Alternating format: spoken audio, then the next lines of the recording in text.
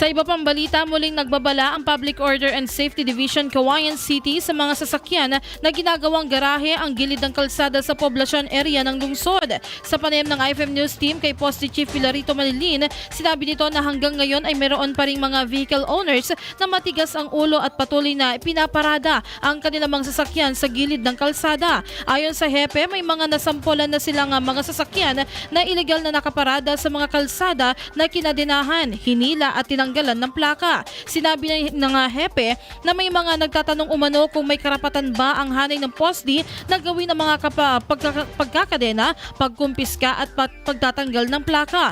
Paliwanag dito, authorized sila ng LTO na magpatupad ng batas trapiko at mag-impose ng penalty o violation dahil mayroon silang hawak na legal na dokumento na magpapatunay na sila ay binigyan ng kapangyarihan ng LTO na magpatupad ng batas trapiko. Bago ka kumuha ng mga sasakyan, see to it na meron kang magandang garage or garahe. Especially in poblacion area. Mag-inspection kami ng gabi, hahanapan namin yung mga kaninong mga sasakyan, iniwan na lang sa mga kalsada. Double parking, hanapin mo sila, hindi mo na sila mahanapan. Kung hahatakin mo naman, lalo naman silang nagagalit sa atin. Pagkatinaan mo, ganun din. So ano ang solusyon yan?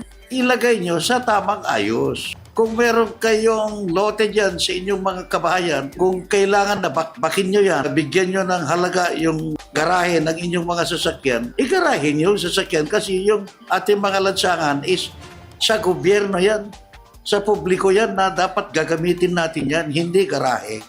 Doon sa mga nakakadinaan, sad to say, sorry, talagang tuloy-tuloy itong operation natin. Yan ang kautos-utusan ng ating mahal na City Mayor.